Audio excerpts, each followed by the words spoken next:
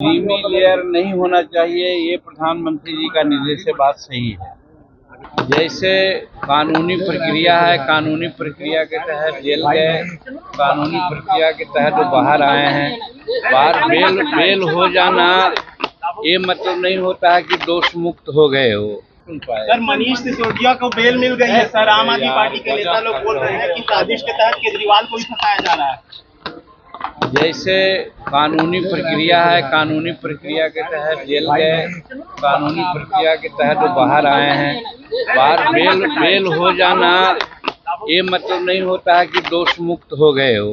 तो इसीलिए बेल हो जाने के उपरांत कोई भाषण देना या कोई राजनीतिक बात बोलना उचित नहीं है।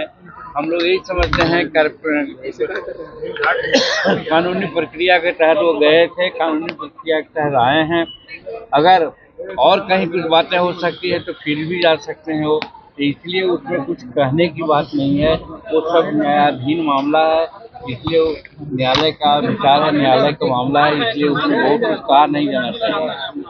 चलिए सर, SC/ST का जो फैसला आया है सुप्रीम कोर्ट का, कैबिनेट ने भी कल बैठक की है और कहा है कि कोई क्रीमी लेयर यानी कि कोटे में कोटा नहीं हो सकता है।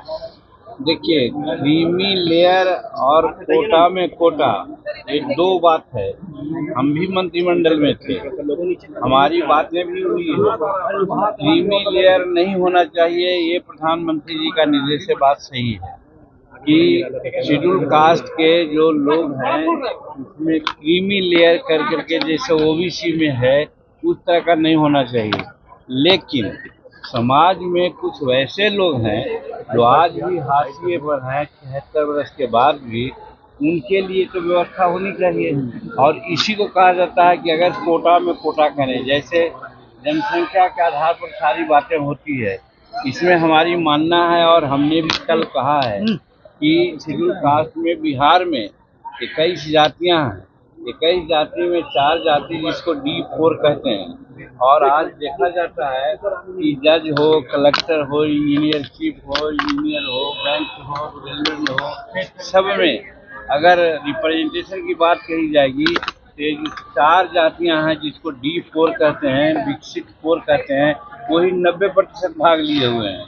लेकिन बाकी और जो भुइयां, मुसहर, गेहूं, मेहतर, नट, स्कैवेंजर, स्वीपर, ये सब लोग हैं, इनकी जनसंख्या जो है उसके आधार पर उनको आज तक आरक्षण नहीं मिला है।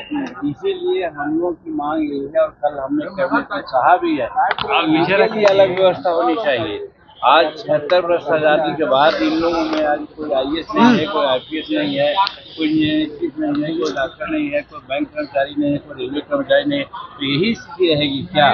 इसलिए क्रीमी लेयर की बात न कीजिए, लेकिन जिसकी जितनी जनसंख्या है उसके आधार पर उनको आरक्षण मिलना चाहिए।